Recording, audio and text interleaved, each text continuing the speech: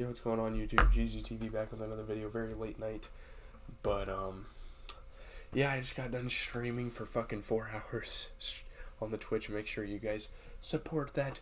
GZTV live on Twitch, all lowercase. Hopefully my computer doesn't glitch the fuck out while we're talking about basketball here. But we had a decent amount of games tonight. My Celtics played. That's the only game I really watched, to be honest. I don't know. The other games were okay. You know, I tuned into Bulls and Wizards a little bit before the Celtics game started, and then I watched a tiny bit of the Nuggets-Warriors game, but not much, so. Pretty good games tonight, though. Let's just get into them. Celtics and Heat to start the night off.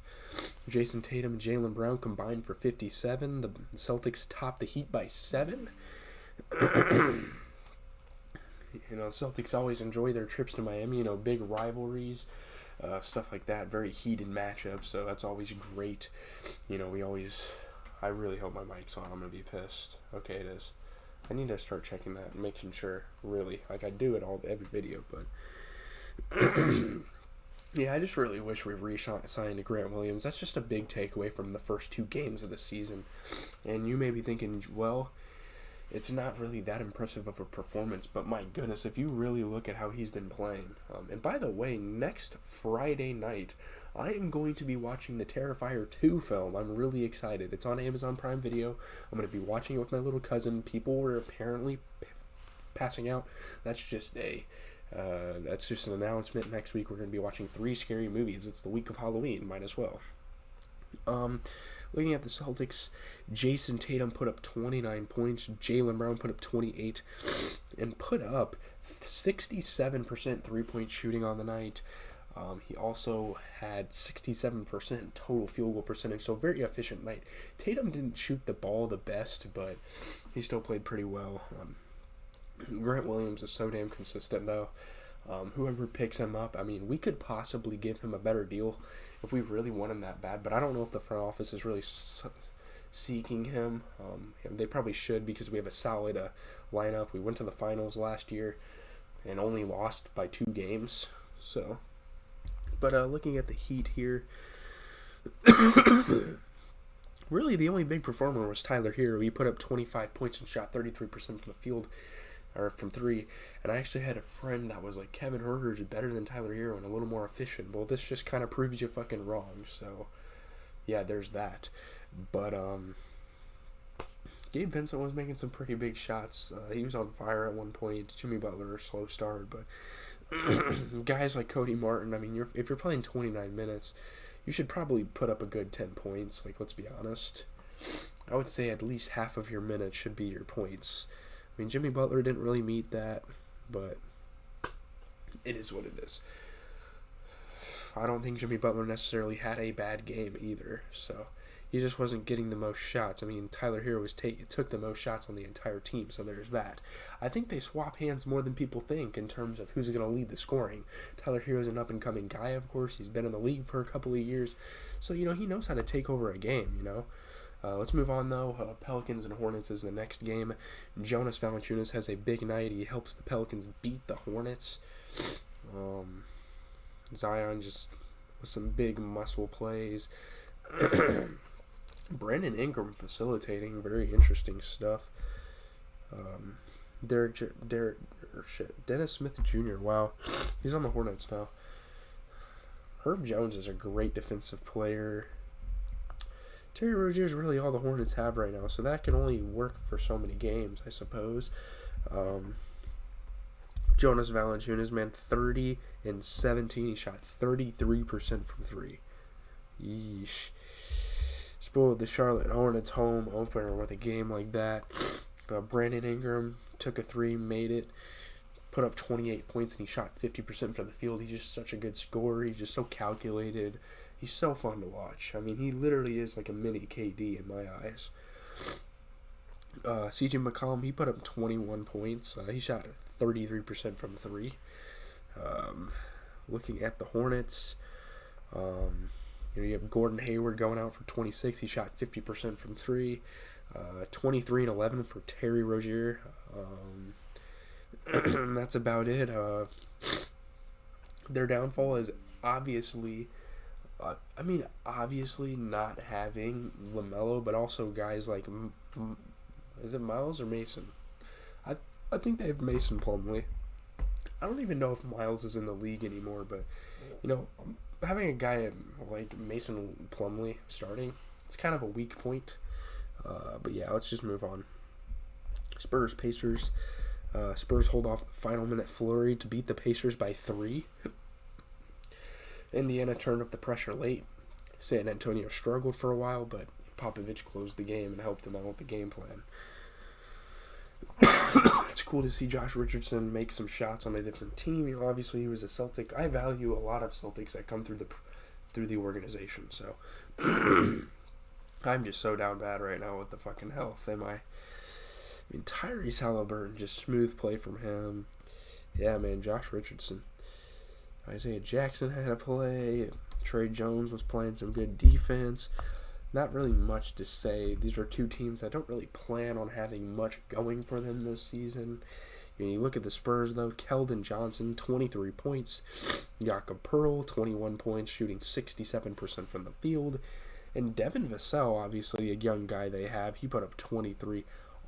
Damn, Josh Richardson off the bench. He put up 27, shot 75% from 3, and that's all you need to know. He made 6 3-pointers. They wouldn't even be close to winning this game had he have not been out there. So shout out to... I really like seeing Josh Richardson affect a game, and especially for a team that needs a spark plug like him. That's great. For the Pacers, you had Tyrese Halliburton. He went up for 27 and 12, shooting 50% from the field. Benedict Mathurin, the rookie off the bench, he put up 26. He shot 50% from 3. I think that guy's going to be special. And actually, right after the draft, I was like, look, this guy has a big chance of winning Rookie of the Year. So watch out for Benedict Mathurin. The Pacers aren't anything serious, but yeah. Oh, fuck this. Alright, this video will go up, but my fucking computer screen does not stop freezing. We're going to have some problems. It's really unfortunate. I don't know why it does that. We'll just get through it. It's all good. My stream lasted. But, Jalen Smith had a pretty rough game for the Pacers tonight, so he didn't get too many opportunities. Bulls and Wizards. I do kind of support the Chicago Bulls. They're somewhat of a local team. I don't have anything against them necessarily. But Bradley Beal's late bank shot gives the Wizards a 2-point win over Chicago. Really tough loss, for the Bulls. I'm really rooting for DeMar DeRozan. I think he could go on a really big MVP campaign this year. I don't know what my computer screen's doing. It is so fucking stupid. I'm tired of this bullshit. It's so broken. Okay, Bradley Beal re-signed. He came back to Washington for his first time after the contract, and yeah, he was just making impressive shots. So was DeMar DeRozan, though. Kristaps Porzingis dishing the ball. Bradley Beal making plays on both sides. Kyle Kuzma actually playing pretty decent, I suppose. But yeah, let's look at the box score here because I didn't really watch this game that much. DeMar DeRozan went out for 32. Nikola Vucevic went up for 24, and off the bench, Andre Drummond, pretty good game. He went for 10 and 10. So yeah, pretty good games there. Sadly, Alex Caruso, you can't just be out there and be a fan favorite. You got to do a little more than that for this team. Obviously, no Zach LaVine, no Lonzo, so that's really unfortunate. But still, with a guy like DeMar DeRozan really just trying his ass off, you got to contribute a little more to that. Looking at the Wizards, though, 26 points. I mean, that's really it. Kyle Kuzma putting up 26 points and shooting 50% from both the three-point line and the field as a whole. Really good, efficient night for him. Magic and Hawks. Trae Young and John Collins power the Hawks past the Magic. They win by 10. Yeah, man, Trae Young just has ice in his veins, puts games away at any given moment. You never know when a game can be over with Trae Young on the court. Him and the John Collins connection, it's been a big part of Atlanta, and it's going to continue to be a big part. DeJounte Murray had a pretty dope DeAndre Hunter had a dunk. Yeah, man. Trae Young's tough, man. I really fuck with Trae Young. He didn't score at all in the first half, and then he comes out in the second half and just drills the Magic. Oh, man. Good stuff there.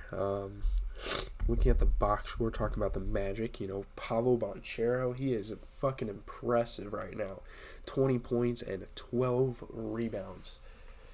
Yeesh, man. He's looking dangerous out there. He's probably Rookie of the Year, and he's probably the rightful number one pick for anyone who doubted him, which I don't know if there were really that many doubters, but you get me.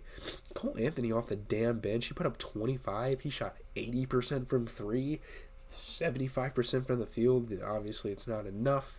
Jalen Suggs, after putting up a 20-point performance, he struggles with just 3 points and only taking 5 shots.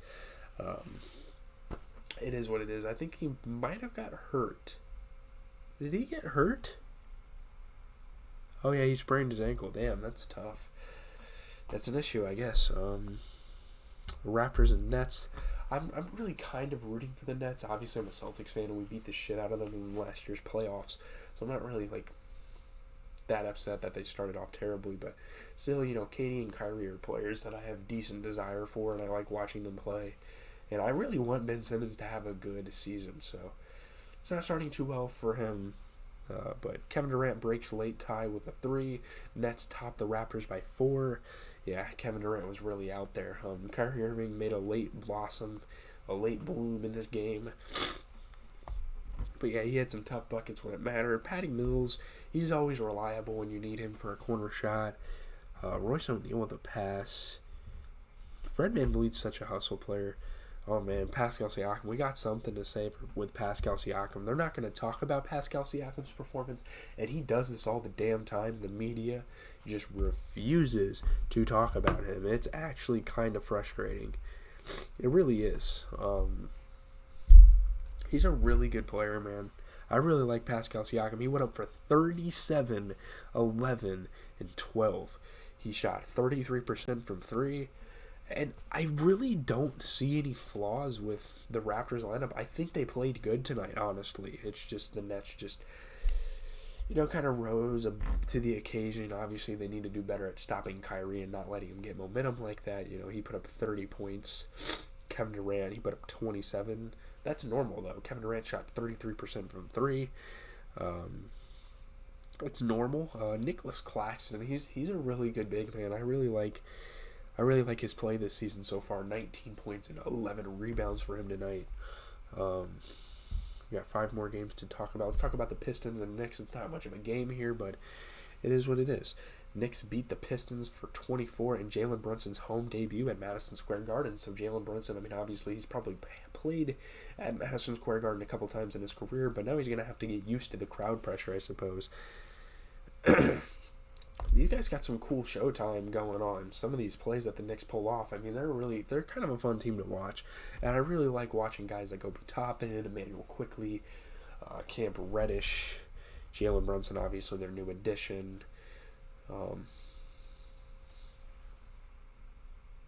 Jaden Ivey gets rookie lesson in not helping your opponent up. That's funny. Yeah, man. Obi Toppin's just crazy, dude. So athletic. Looking at that box score, though, the Pistons in a loss, you have Sadiq Bey, which I have a lot of faith in. I think he's a great player. He put up 26 points off of 50% from 3. I think he went about 60% from the field, so a good night for him, I would say. That's really all. I think Isaiah Stewart could definitely have a little bit of better games down the stretch, but that's just me. Maybe I'm asking too much. You look at the Knicks, and it was just a team effort. No one really, I guess, never mind. Emmanuel Quickley had 20, but that's really it. Not that any of those 20 points mattered, because they really didn't, but yeah. Grizzlies and Rockets. Oh man, this is one of the highlights of the night, and obviously Bradley Beal's, I don't really talk too much in detail about Bradley Beal's buzzer beater, but that was a great moment as well. Grizzlies Rockets, Ja Morant scoring the most out of anybody this season in a game. He scores 49 points. The Grizzlies beat the Rockets by 7, but what a good effort by the Rockets. Hit 5 3-pointers. Yeah, man, it's just tough. You can't really win a game when Ja Morant goes for something like that. Yeah, man, he was just playing a good basketball game. There's nothing you can really say more. Got to give credit to Jalen Green, though. He came out 33 points, 80% from 3 off the fucking bench, a guy that I've actually wanted to see succeed for a while, Alperen Sengun, out of, I think he's from Turkey, I want to say. No, he's from Croatia, I believe. I don't remember, actually. They don't say where he's from, like what country or what school he played for. 23 and 12, man. 50% from three. Just a good game, but I mean, again, Bruno Fernando is just weighing this team down at the starting position. You almost want a guy like, how tall is Eason? He's not that tall, is he? 6'8"? I mean, you almost want a guy like Eason or Kenyon Martin starting over him, or, I mean, Alfred Sengun, just throw him in the lineup. And so it's a weird decision they've made. Jazz and Timberwolves up next. OT game. Back-to-back nights, I believe, with an overtime. No, that was the opening night. Or no, that was Wednesday night. Sorry. We've already had 3 days of... 4. No, I'm tripping. No, we've had 4 days of NBA. The Jazz are fucking nice. I don't know what's going on here. Jazz rally to beat the Wolves by 6 in the overtime. Reunion with Rudy Gobert, so they kind of get redemption. I think that's kind of cool. D'Angelo Russell with a great move. Man, Mike Conley did make some... He did get his redemption. He made some shots.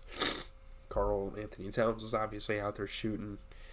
D'Angelo Russell, yeah, he's a good player. Anthony Edwards just showing the teamwork there. Yeah, let's look at this box score. This is a pretty damn good game.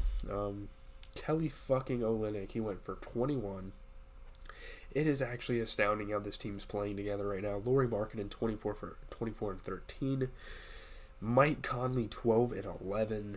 I mean, he shot 33% from three. Very essential in the win.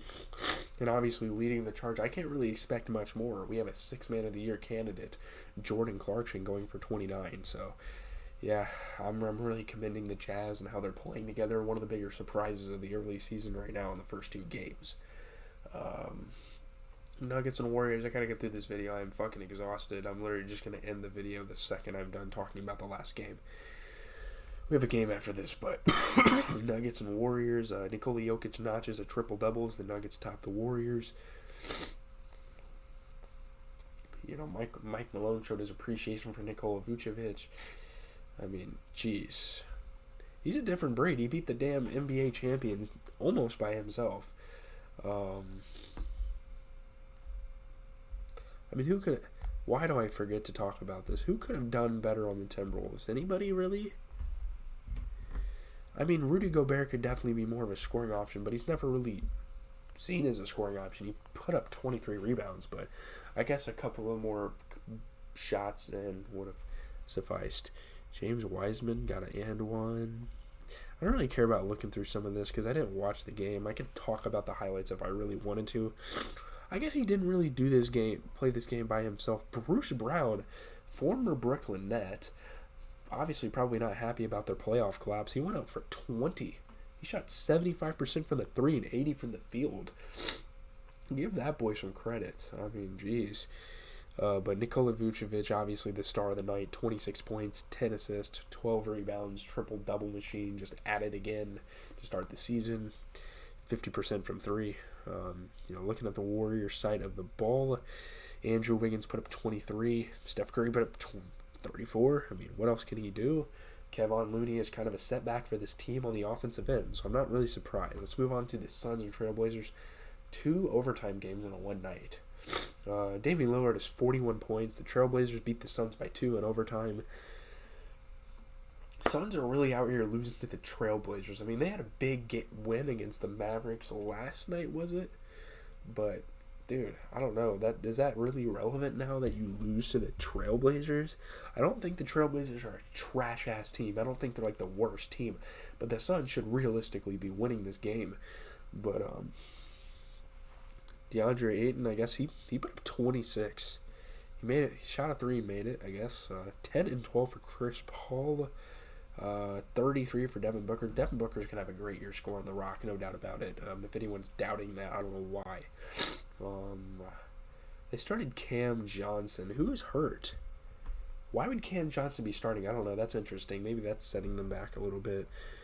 Yusuf Nurkic for the Trailblazers. I mean, you can't just give credit to Russell or Damian Lillard, 20 and 17. He shot 60% from the field. But yeah, Damian Lillard, of course, is the elephant in the room with 41. But that's gonna do it, boys. I just gotta get out of here. My computer's fucked. I can't even see the display of my Streamlabs, so have a good night.